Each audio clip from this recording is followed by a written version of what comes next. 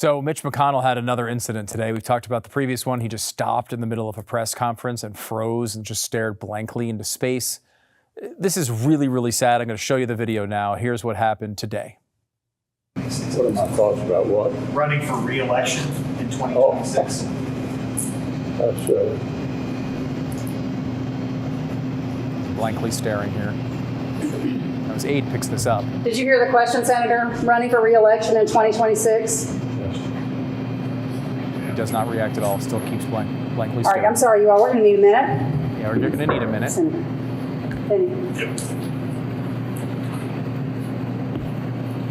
Other aide comes over, talking, trying to get him going again. Just still blankly standing there.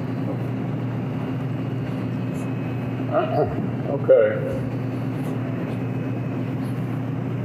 Somebody else have a question? Please speak up. Now, look, if you're an aide, it's a smart thing to say, yeah, please speak up. He just couldn't hear you, even though I just screamed the question into his ear 10 seconds ago.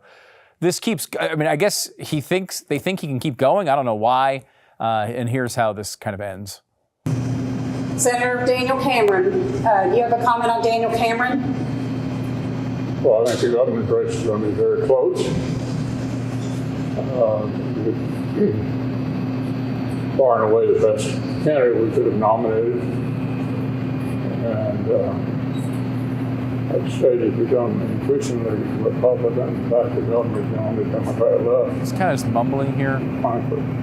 Hard to make out what he's saying. Daniel will be our next governor. But he is seemingly talking about... I think we can do one more. Senator, what is your reaction on Trump's latest indictment? Would you support him as a nominee?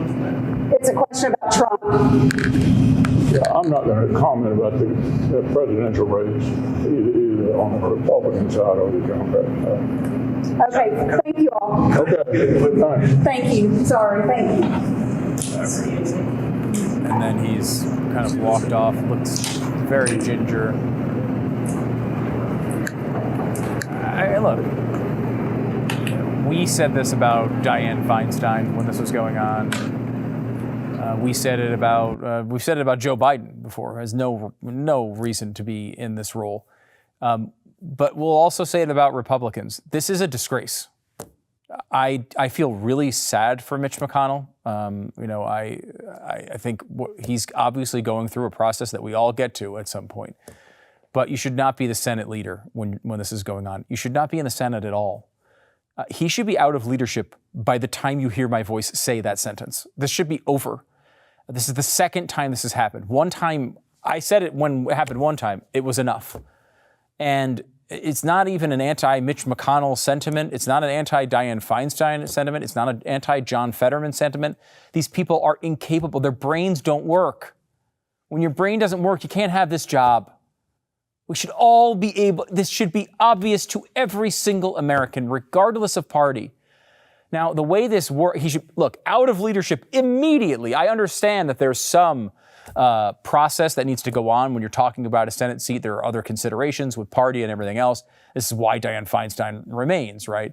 But in this particular case, it was Mitch McConnell himself in 2021 who helped push a law through in Kentucky that said, instead of having the governor, which is now a Democrat, just pick who the next senator would be in this type of situation, the party of the senator will go through and bring a list of 3 senators to the table, and then the governor will pick from that list of 3. So you'd get a Republican. It wouldn't change the balance. This has to happen. Let this poor guy go home and live out the rest of his days with his family. It's a disgrace, and it's an embarrassment, and it should end today.